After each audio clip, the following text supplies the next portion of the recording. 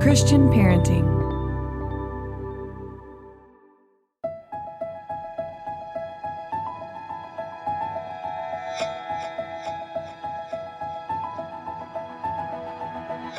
Welcome to the Living Wholehearted podcast. We are Jeff and Terra Matson, a husband and wife team who is shrinking the integrity gap in our own lives and helping others do the same.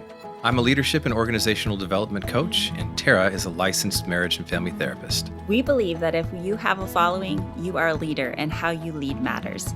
Whether you are leading in the home, work, or community, we are bringing you biblical, clinical, and relational wisdom to help you in every relationship that matters most to you. None of us do this perfectly, but we are leaning into the reality of our humanity and profound wisdom of grace.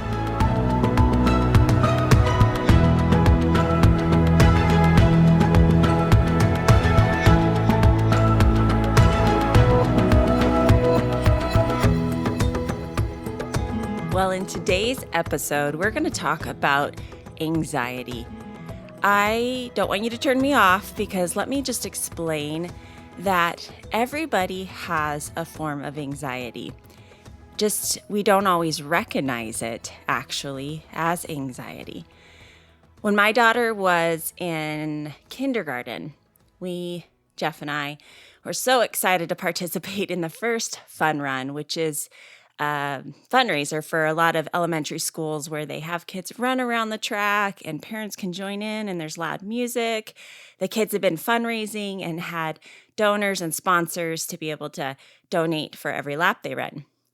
Well, honestly, we had seen a little bit of anxiety, well, probably a lot of anxiety in Adonaiah, but hadn't fully recognized it until the fun run. The moment she got out there, she started to cry. Now, this wasn't a, ouch, I'm stung by a bee kind of cry. This isn't a, I'm nervous kind of cry. This was like a panic attack kind of cry. She was crying and I couldn't console her. And here all the other kindergartners are laughing and so excited. And my little one is melting down. And in that moment, I had two thoughts in my head. I had the mommy voice that was so embarrassed and was thinking, my kid is the only one crying right now. I cannot believe this. Everybody's watching us. And as you can imagine, my own anxieties going up. And Jeff and I started to get into what's probably common for a lot of couples, a little bit of a tiff as we're trying to decide what to do in real time. And here I am, a therapist. I work with children, adults, couples, the entire family system, and I should know what to do is what I'm thinking. So that's another voice, this shame voice of like, get this under control, you know what to do. And then Jeff's voice is, you've committed to a lot of people to run the race. Come on, Adonaiah, stick with your commitment, right? So he's got a voice, I've got several voices. And then there's this Holy Spirit voice that pops in and says, Terra, you know what to do. Meet her at her level. And so in that moment, I put on the counselor hat. And instead of the embarrassed mommy moment, I got down on my knees and I said, Adonaiah, walk with me. And so I grabbed her, got back up, and we slowly walked over to the flowers. And I asked her to lean in as she's crying. And I just, with her, we smelled the flowers. We felt the petals and felt how soft they were. We started to notice the colors and the thorns and all of the little details. We were smelling them, we were feeling them, we were looking with our eyes, we were taking in our five senses, which is a grounding technique for anxiety. Well, over a little bit of time, Adonaiah's anxiety started to calm down and her little body was starting to be able to feel more relaxed, and then we could talk about what was happening. It was at that moment that I started to really identify what had happened inside Adonaiah and that she was born with the anxiety gene. And of course, I wanted to blame Jeff for the anxiety gene, but actually, I realized that it was me, that I had lived with anxiety my entire life and had not really recognized what it was. Mine didn't come out with the panic kind of crying, but it came out in more of a racing irritability, a sense of panic that I'm losing time, that I'm not going to do it right. And I learned to mask that over the years, not knowing how to deal with it. And in my younger years, it came out in more of a form of an eating disorder, and I took it out more on my body. But as an adult, it looks like a high performer who's a great achiever. The thing is that it's not good on the body, and it's not good on the family. My intensity definitely is impacted by hormones, what I eat. And over time, I had to really look at my own anxiety as what was coffee doing to me? How much caffeine was I taking in? And was I taking care of my adrenals? Was I learning how to rest? The body, especially for overachievers, what we would call high capacity leader types who tend to be drivers, that is a form of anxiety. It's an intense anxiety that keeps us moving, and it's an inability to calm down. It can come from all different forms, whether it's trauma and the stress hormones are just on go and they don't know how to slow down. The gas pedal has been on full blown your entire life, and it just doesn't know how to rest. So the engine over time will become worn down. And then there's the biological part of anxiety that gets passed down gene to gene. And then there's the learning part of anxiety. Actually, statistics show that if parents struggle with anxiety, your children are 7 times more likely to struggle with anxiety. And part of that might be the genes in what we pass down to our kids biologically, but it is also the environment and how children learn how to process their stress, their struggles, their worries, their fears, their concern, and the intensity that comes naturally, involuntarily in the body as the brain kicks into high gear and says, alert, pay attention, there's danger. Even if there's really not danger, there might be perceived danger. Adonaiah had perceived danger at the fun run. She was overwhelmed, overstimulated by all the noise and the crowd and that feeling that everyone was watching her. Well, the good news is that as an 8th grader now, she has a lot of tools in her tool belt. She can call it what it is, and she's very, very capable now to say, Mom, I have a little bit of anxiety. I need to go spend some time on my own. I need to do some journaling. She might get irritable, and we know that's probably more what it is. She has more vocabulary now, but as a kindergartner, she didn't. And unfortunately, a lot of us parents or adults who don't even recognize anxiety in ourselves will have a harder time recognizing that in our children and seeing it for what it is. Oftentimes, we'll want to fix what it is in our children and forget to address it in ourselves. It's really hard to give away what we haven't received. And so part of what we want to do as becoming living, wholehearted leaders to be able to pass on to those that we're mentoring and we're caring for is to learn how to regulate our own anxiety so that we can be a place of peace and calm for the anxiety of others. And I often joke around, whether if you hear me speak, I might say something like, I pretty much think we all either got the anxiety gene, the depression gene, or the denial gene. And the denial gene is often those of us who really ignore our emotions, ignore our bodies, and we pay for that in the long run. So having anxiety isn't a bad thing. Now, there are diagnoses that are more to that significant anxiety that is persistent and ongoing. I'm talking more about just like the normal anxiety that pops up when a pandemic hits. I mean, majority of us are experiencing anxiety, the kind of anxiety that comes up when we are all of a sudden told that we're having to do online school again with our children in our homes and trying to figure out how we're going to do our work at the same time of walking alongside our children. And oh yeah, we've got a 2-year-old to care for at the same time. It's that kind of anxiety. The unknown, the fear of the unknown. I don't know what tomorrow's going to bring. And so the mind has an imagination. Now, some of us worry. Worry is one form of anxiety, and that's this going down all these different roads of what could happen, all the bad things that could possibly happen. Others of us are like, we're going to conquer it. And we start moving ahead before we even know what's coming. And we prepare and we plan and we beat it to the punch. Those are the drivers and the movers and the shakers. And they might not worry, but it's a different kind of intensity. And those that walk with us, that follow us, that are in our realm, feel it from us. And there is a type of anxiety that shows up in more of an angry, irritable type of annoyance. And it looks like anger, but it's actually underneath, there's quite a bit of anxiety. it's a concern for what's happening. How are we going to pay our bills? I'm just frustrated that I can't control the uncontrollables around me. All right, pause for a second and just think, do you struggle with anxiety? And if so, which one? Now, there are many factors to consider. What we eat does play a role. It's significant in how it impacts our mind. I love Dr. Carolyn Leif, who she's a neurobiologist who really integrates the word and the science of the mind and the body. And she gives us a lot of insights on how we eat and what we put into our bodies that impact the way we feel on a daily basis. And so you check out her podcast. She's got some great resources. There's a lot of science and integration on what we think and what we meditate on. We've got another amazing believer who's also a psychologist and really fantastic author, Dr. Kurt Thompson. He wrote The Anatomy of the Soul and Anatomy of the Shame, and those are two books I would say pick up and read if you want to better understand how to help your body follow where your mind is going and your spirit's going. That's a lot of what we're doing with anxiety.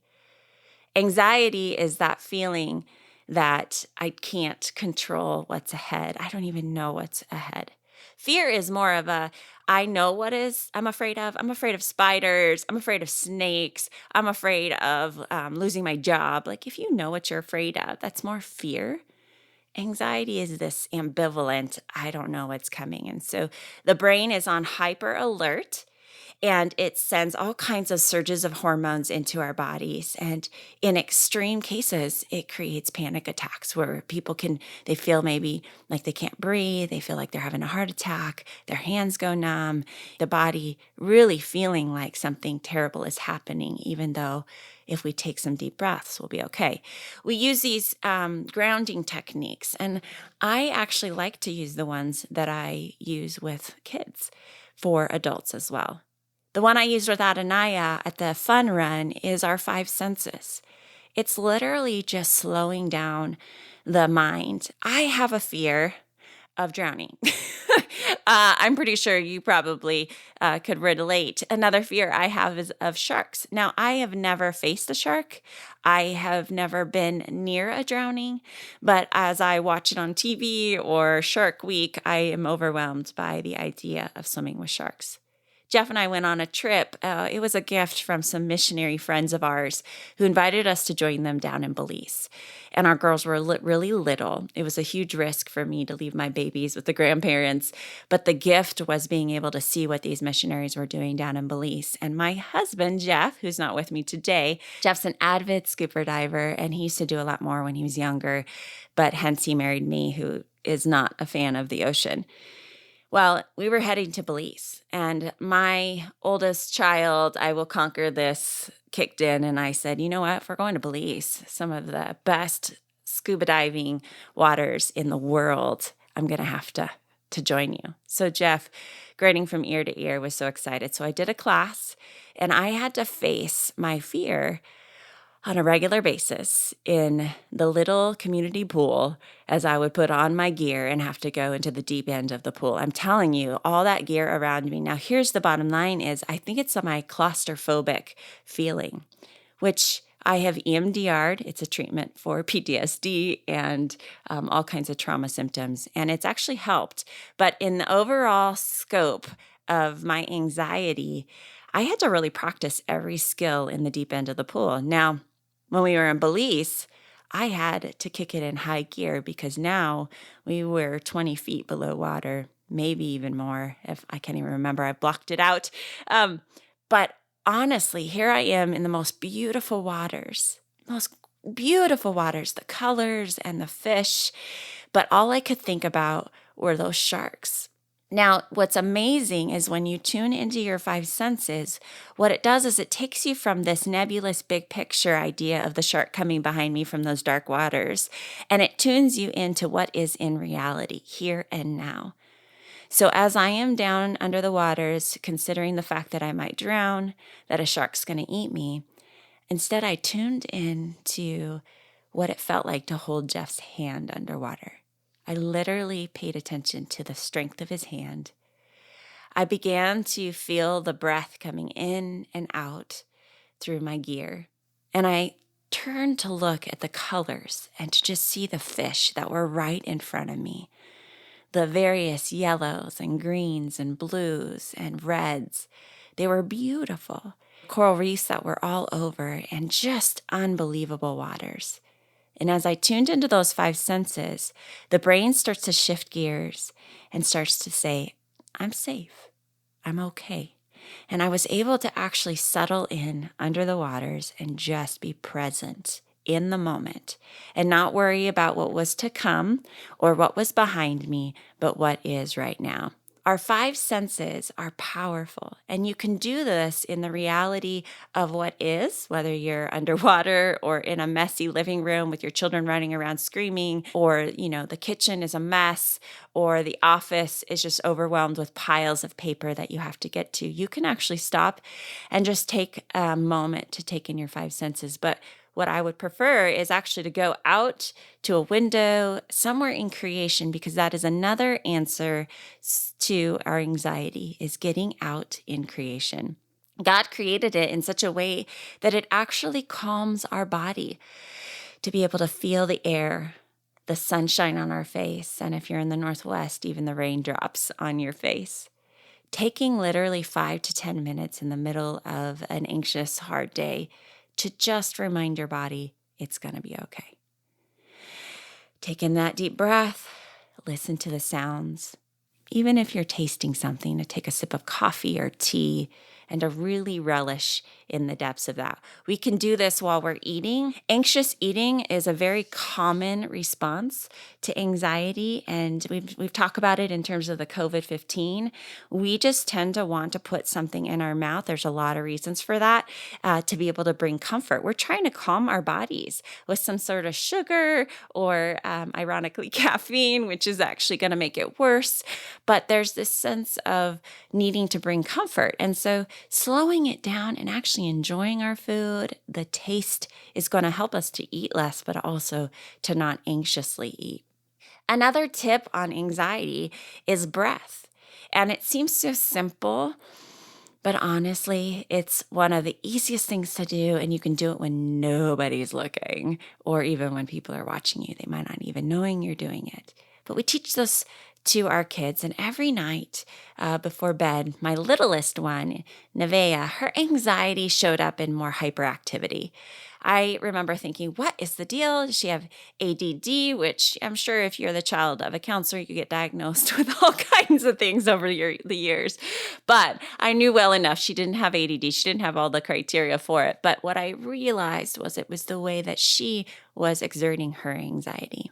She got the anxiety gene, but hers came out with hyperactivity that would eventually explode into a lot of emotions, of tears and crying over who knows what.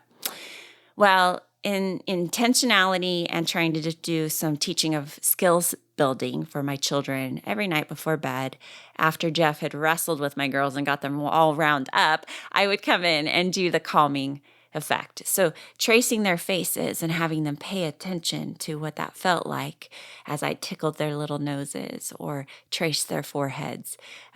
You might be doing this and not even realizing that you are helping your kids calm down. We would take deep breaths. Breathe in 4 and out 6. Breathe in 6, out 4. You could even try it right now as you're listening.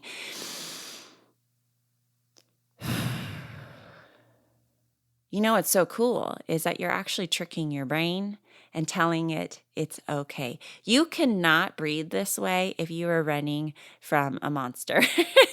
If you literally, your body had gotten hijacked with adrenaline and you were running for your life in fight, flight, or freeze, you cannot deep breathe. And so what it does is if you are able to take in those deep breaths slowly but surely, the truth is you're okay.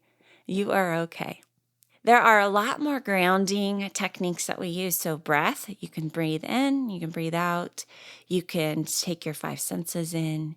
You can even close your eyes if you feel like you're overwhelmed by your environment and imagine being somewhere peaceful. I would not go to Belize in the deep waters again because it actually reminds me of anxiety and I have to work really hard to calm my body down. But I will definitely go to the beaches and where I was sitting on the shoreline where I felt very safe and could remember the smells and the trees and the crashing of the waves. So taking a mini vacation and going there with your five senses, literally 5 to 10 minutes, not even, sometimes it takes 2 minutes to get that body to calm down so that you can go back into your current world and be able to enjoy.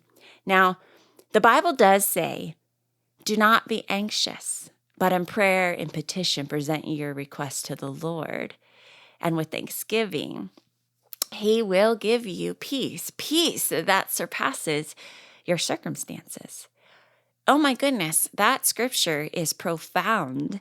And honestly, it gets misused a lot as people will say, do not be anxious. I mean, if you trust the Lord, you won't be anxious. And honestly, I trust the Lord with my entire being.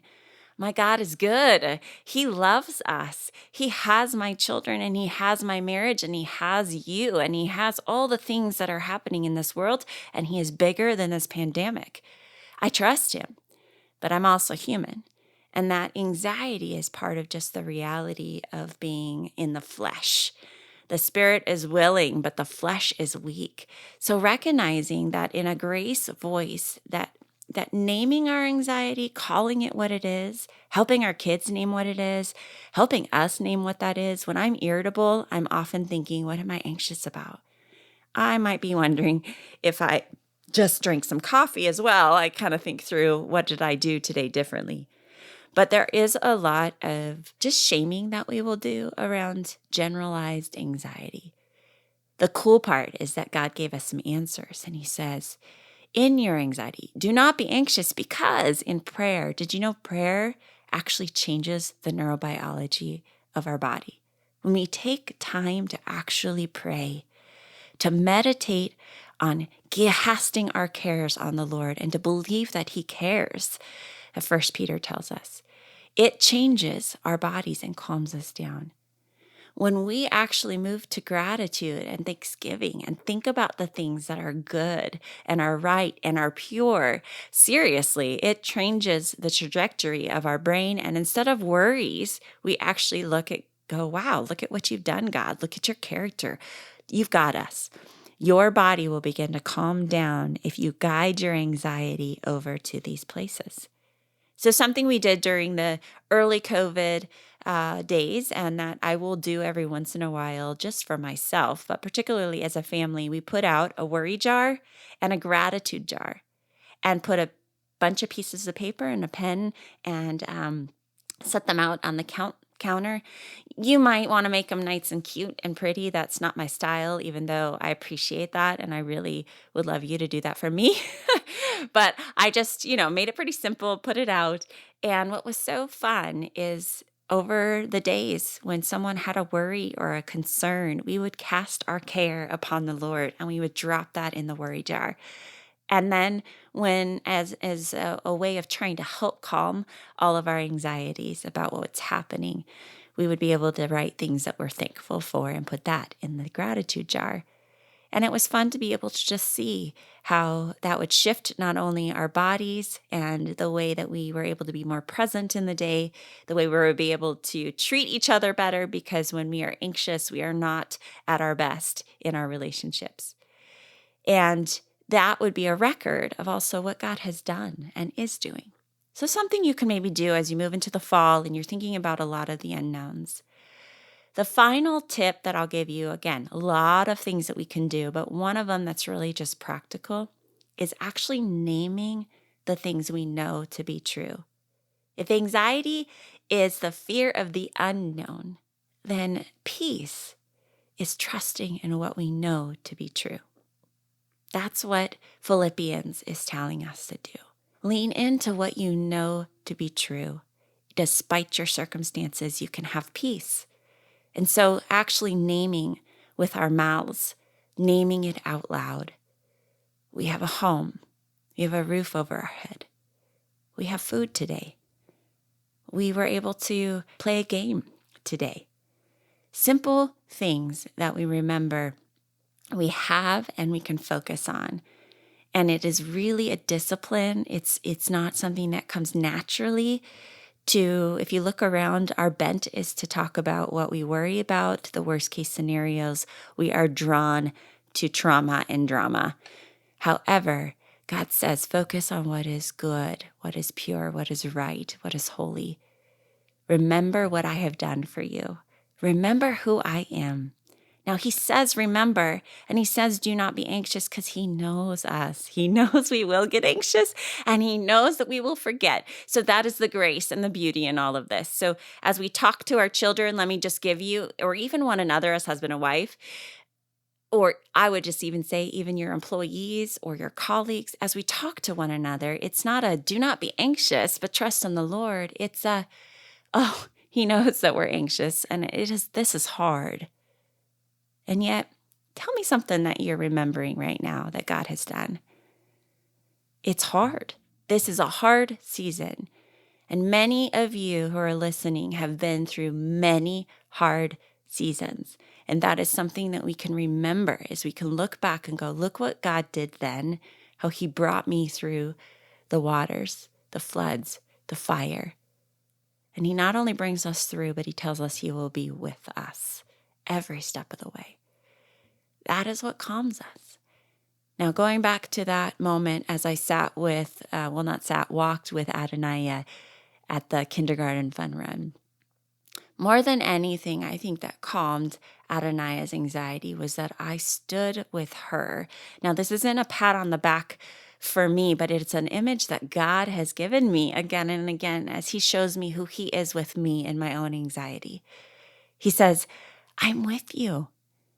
And I'm asking you to just hold my hand and walk with me, and I will take the time it takes to remind you of what the flowers smell like. That's really what helped Adonai is I stood with her. Jeff stood with her. We were there together. And there's something profound in knowing we're not alone. Many of you listening, you're alone. You feel isolated. You don't have anyone in your mind that feels like they know you, that are looking after you. And I want you to know that you are never alone. God is with you. He goes before you, he stands behind you, and he is with you. And that right there is profound. But also, you need another human being. So I am asking on your behalf and asking you to pray and to risk and initiating in asking someone to walk with you, to meet with you regularly, to talk with you once a week, to just share what's going on in life. But to know that we're not alone is a huge piece of calming our anxiety. So there are so many wonderful books out there on anxiety. I'll maybe put a couple in the bio, but I just am encouraging you as we head into this season. Some thought we would be through this pandemic by now. Many of you are not surprised, but I just want to encourage you to not be anxious, but to know that we have a God who can give us peace despite our circumstances. And he is using even this to draw us nearer to his heart and to show us who he is in the midst of all the suffering.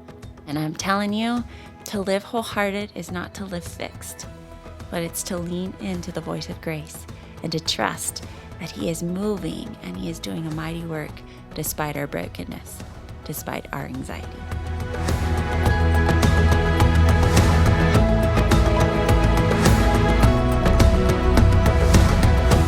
This podcast is powered by Living Wholehearted, Courageous Girls, and the Christian Parenting Podcast Network.